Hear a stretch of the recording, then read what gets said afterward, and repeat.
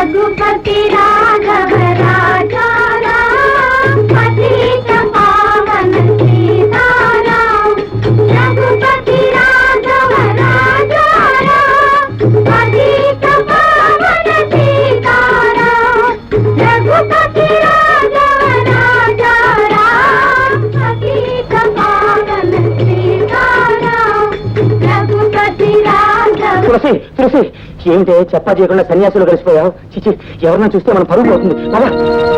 పిచ్చివాడా, తులసి లేదు గెలసి లేదు. చైతి వైరాగ్యంతో పాటు నీకు పిచ్చి కూడా పట్టిందనమాట. నాటు వైద్యం చేసి చేసి నీకు మెంటలు వచ్చిందా తులసిదళం?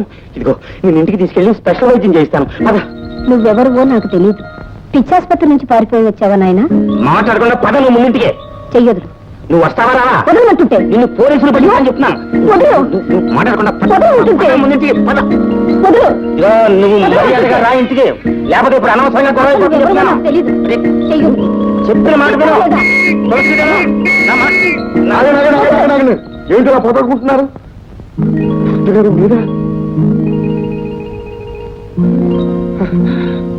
మీ భార్య గారు సన్యాసుల్లో కలిసిపోయి ఇంటికి రానంటున్నారా?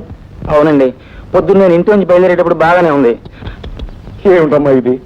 భర్తుండగా మీరు సన్యాసుల్లో కలవటమా? హాయిగా ఇంటికి వెళ్ళి కాపురం చేసుకోండి అమ్మా. సిగ్గులేదు.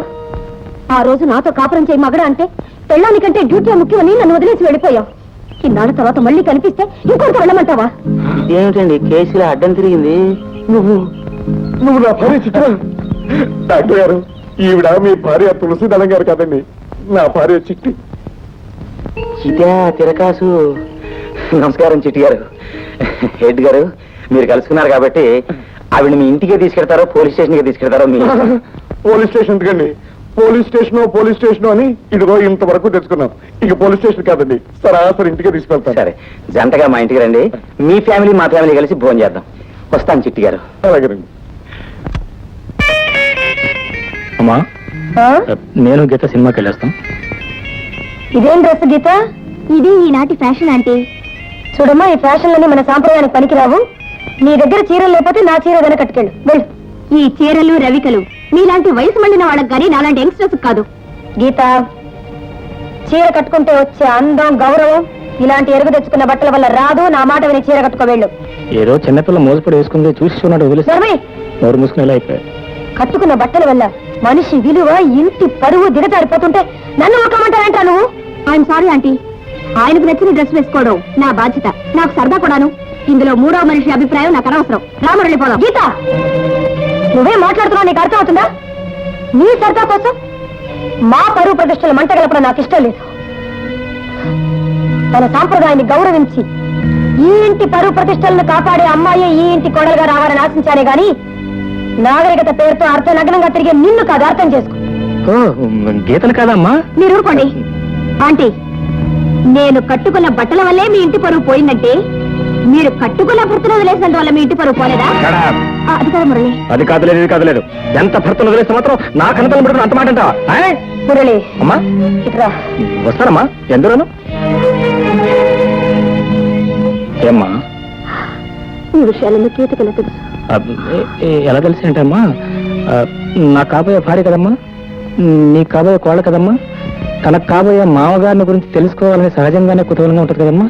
అందుకని గీత అడగకుండా నేనే చెప్పేశానమ్మా. తప్ప అమ్మా? చెప్పడం తప్పు కాదురా, కానీ నా గత జీవితంలో నా వ్యక్తిత్వం మీద పడ్డ మచ్చను గుర్తు పెట్టుకోవడమే తప్పు. ఇన్నాళ్ళు ఎక్కడ పోయింది ఆ బుద్ధి? రాధా, భోజనం లేమ్మా. లేమ్మా భోజనానికి. నేను భోజనం చేసి ఎవరిని ఉద్ధరించాలి? నేను ఎవరికి ఉపయోగం లేదని నేనేమైపోతేనే మీరు మాత్రం మీ పంతాలు పట్టింపులు విడిచిపెట్టరు. ఇదేగా మీ నిర్ణయం? రాధా, ఏమిటో మాట్లాడే. లేకపోతే ఏమిటి మావయ్య, ఈ అనాథ బాగా ఆస్తిపరుడైన మీ అబ్బాయి తగిలేదా మీ ఉద్దేశం? రాధా, ఎన్నాళ్ళ నా పెంపకంలో ఏనాడు నీ విధంగా మాట్లాడలేదు.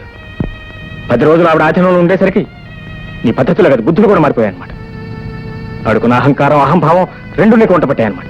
మావయ్య, ఆనాడు జరిగిన ఒక చిన్న సంఘటనకి ఇన్నాళ్ళు మీరు మొండిగా మూర్ఖంగా బ్రతకడమే మీ గొప్పతనమా? ఆవిడేదో తెలియక ఆవేశంలో ఒక చిన్న తప్పు చేసింది. నీ చేసిన గొప్పతనం ఏమిటి? నీ సభ్యత సంస్కారం ఏమైంది? అసలు మా పెళ్లి గురించి మీ అభ్యంతరం ఏమిటి? నీ డబ్బులు ఏంటనేగా? ఉమ్. ఇదన్న మాట నువ్వు అర్థం చేసుకున్నదే. డబ్బును గురించి కాదమ్మా నా బాధ, నీ సుఖం గురించి. నువ్వెన్ని చెప్పినా ఆ మొండి మనిషి కోళ్ళగా నువ్వు సుఖపడతావన్న ఆశ నాకు లేదు. ఎక్కడైనా నువ్వు సుఖపడే చోటు చూసి నీ పెళ్లి చేసే బాధ్యత నాదమ్మా. అంటే మనసు ఒక చోట, మను ఒక చోట. మనసున్న మనిషి ఎవరు ఇలా ప్రవర్తించరు మావయ్య. ఇన్నాళ్ళు తండ్రి ప్రేమ మీ దగ్గర పొందేను, తల్లి ప్రేమ ఏమిటో అత్తయ్య దగ్గర చూశారు. విడిపోయిన తల్లిదండ్రుల మధ్య బిడ్డ పడే తప్పనేదో మీ కొడుకులో చూశాను. మీ ముగ్గురు 3 దారిలో ఉండి నా బ్రతుకు ఒక దారి చూపిస్తానంటారు. నేను పెళ్ళంటూ చేసుకుంటే మురళినే చేసుకుంటాను. నా నిర్ణయం మారదు. రాధా, నీ అధిక ప్రసంగ త్వరాన్ని విసిగించకు.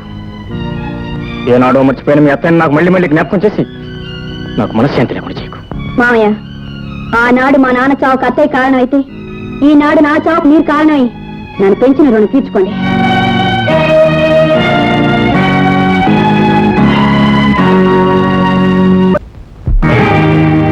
గీత, 10 మందిలో తైతక్కలాడడానికి ఇది పరువు గల ఇల్లు అనుకుంటున్నావా, క్లబ్ అనుకుంటున్నావా? ఆ మాట అడగడానికి నువ్వెవరు? ఇది నీ ఇల్లు కాదు, ఇది నీ ఇల్లు కూడా కాదు.